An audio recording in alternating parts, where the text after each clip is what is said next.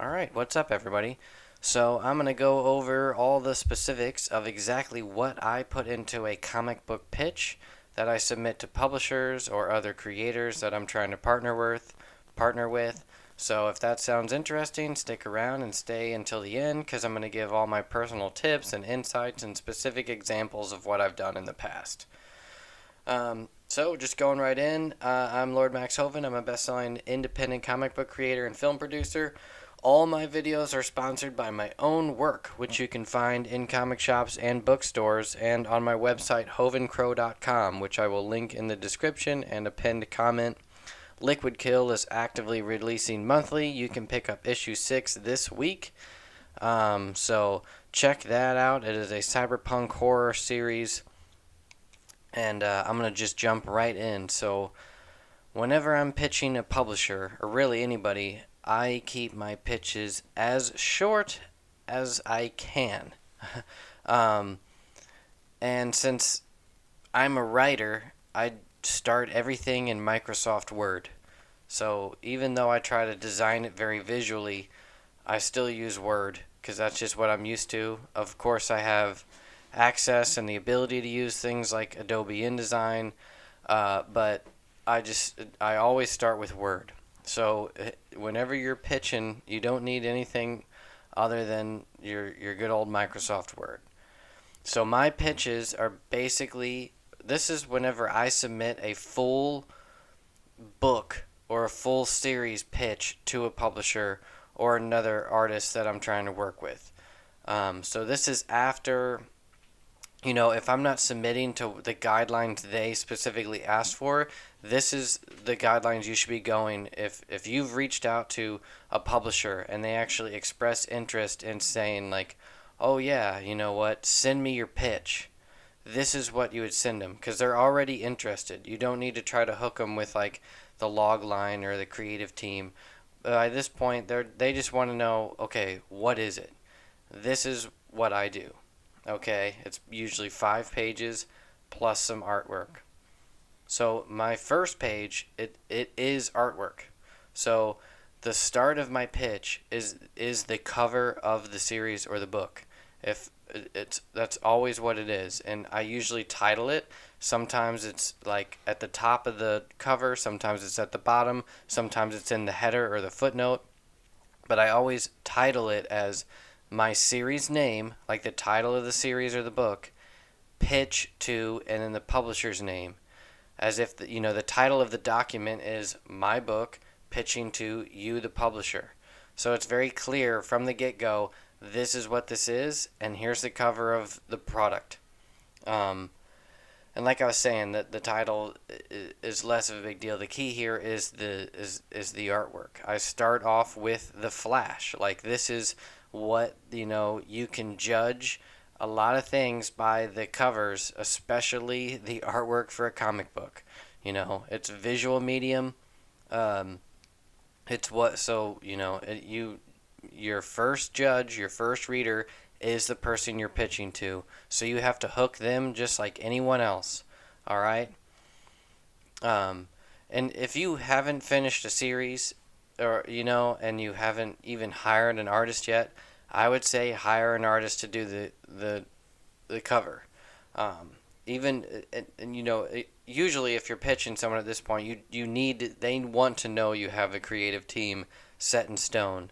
Um, the, the pitch that I'm talking about here, you would already have the creative team lined up. This is different if you're just trying to pitch strictly a story and expecting a publisher to like partner you with someone. That would be, in theory, you could do the same kind of pitch here, but you would have to mention that it would be a lot of stuff would be missing because you don't have any artwork and you don't even like the key things as you're basically pitching a product, not pitching a story for them to then build into a product. That's kind of a totally different pitch. So if you're just pitching so if you're using this kind of pitch to pitch an artist and not a publisher, so someone to partner with, um, I would create a mock cover for the series on this page, or even use like a sample cover that they've done in the past, and almost say like mock or something, and it's so they can see like, oh, okay, it's my artwork. This is the style they're wanting me to work with, or something like that. But you're still, it's just like anything else where no one likes to jump right into a bunch of words. It's the same reason we like to scroll. We see pictures and not just a bunch of quotes and poems and in articles that we read. Everybody likes to have you break up the articles with pictures. It's the same with pitches. You want to start off with an image, a visual overall image that gives you the tone and feel of what the story is supposed to be. Okay. And then usually also on the first page, I'll put like in the header or the footer, I'll put like my name, or whoever the primary contact creator is for the series, and then my email and my phone number. Okay. And then onto the second page, that's where we cover the overall story. I write 3 things and I try to make them visually appealing. And when I say visually appealing, I mean I might use interesting fonts for whenever I'm saying like the title again. I might italicize a quote or something to make it seem interesting, or bold certain portions. Like I was saying, I literally try to make it look as if it's professionally designed and not just typed. And you can do that with Word. Um, and I like to think of it like a pyramid, so I slowly am hooking the reader from top to bottom, starting with less words and then moving to more words. So it's like literally looks like a pyramid to where the top, it's like hook, bold, the title. The title itself should be interesting. I then move down to the subgenre and the media that I'm pitching. For example, I will, it'll start, it eats what feeds it, followed by a graphic romance or a gothic romance graphic novel. Right away, you get the title and then what it is, the genre and the medium of what I'm pitching. And then I move into the log line. The new teenage caretaker of an old Creole mansion decides to ignore the monstrous howls coming from the attic when he falls in love with the home's owner, a beautiful widowed woman. That's my log line. It's usually 1 sentence, 2 at the most. And then I follow it by more words. And this is where I usually give a short synopsis of the entire arc of the whole series. Okay? This is the broad story, the whole, I'm not trying to say issue by issue what's going on here. This is just the broad overall story that I'm trying to tell here. Okay? And it's usually just 2 to 5 paragraphs. And then at the bottom, I round out the page, round out the story with a more business-ended overview. Something that shows the marketability of the series. Okay? And this is usually just 1 to 2 paragraphs. It's briefly explaining how the series is unique, yet comparable to other books. Okay? This is where I mention what might draw money in for the book. What part of it has a built-in audience. Because after all, you're essentially pitching investors. Because you're trying to convince someone that if they invest money into publishing and printing your project, that they'll actually profit from it. So here's an example of my final overview that I put on page 2. This story gives an appreciation for the horror genre by stressing enjoyable horror archetypes such as the femme fatale, the ugly witch who lives alone in the woods, womanizing bad boys, and of course, a hideous monster that was once a man.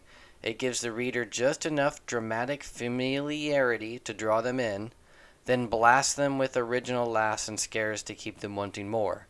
Our story is a primal, twisted romance taking place in the dark pockets of Louisiana. The tone borrows aspects from HBO's True Detective, Clive Barker's Hellraiser, and Garth Ennis's Preacher.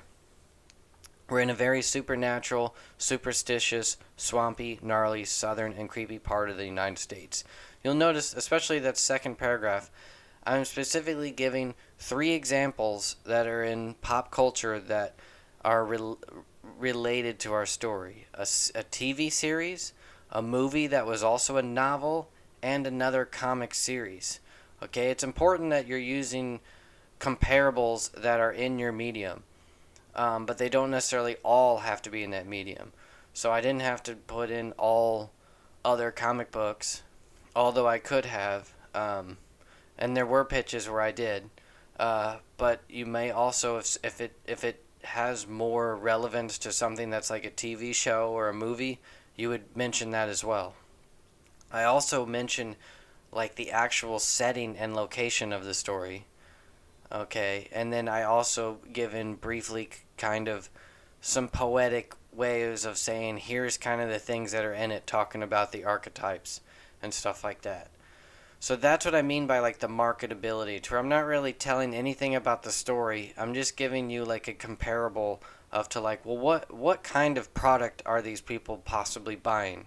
And it's just like, oh, okay, I'm buying a comic that's, this kind of horror, but it also has, some laughs and it's comparable to this kind of thing.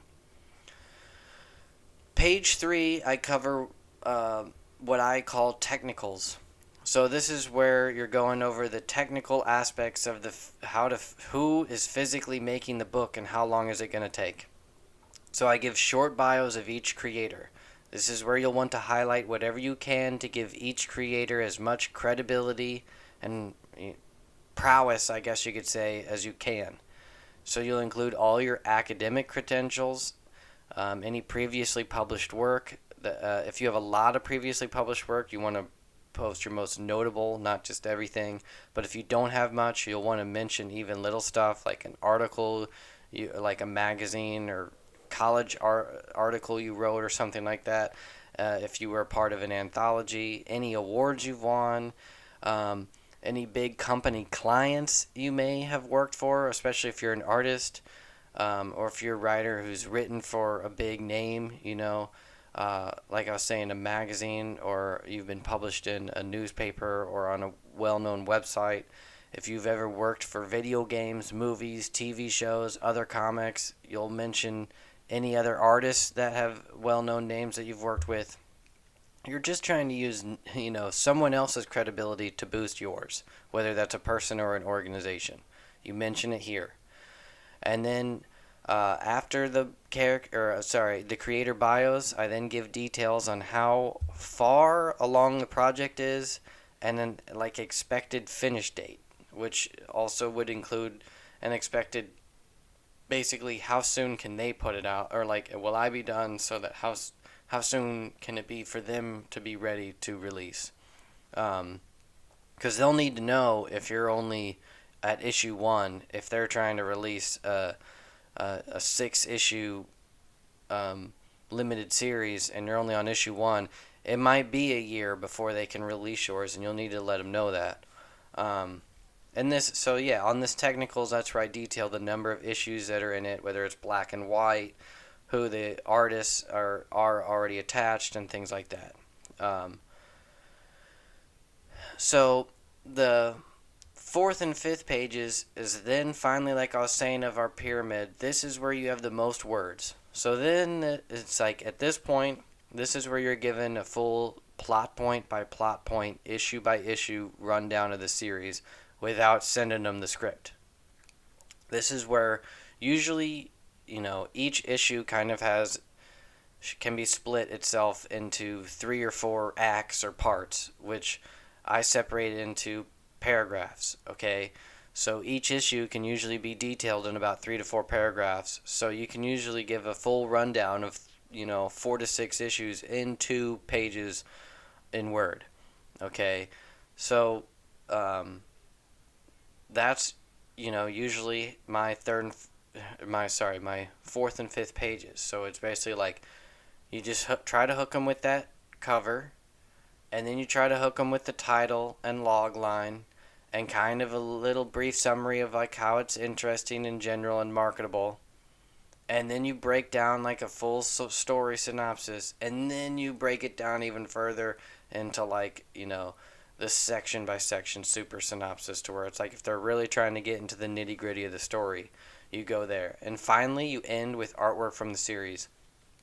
Especially like usually if you're, by the time you're pitching a publisher, you're pretty far along in the book or the series. You don't want to pitch a publisher with only 1 issue. You'll want to have at least, if half of the project done by the time you're pitching them, preferably even further along.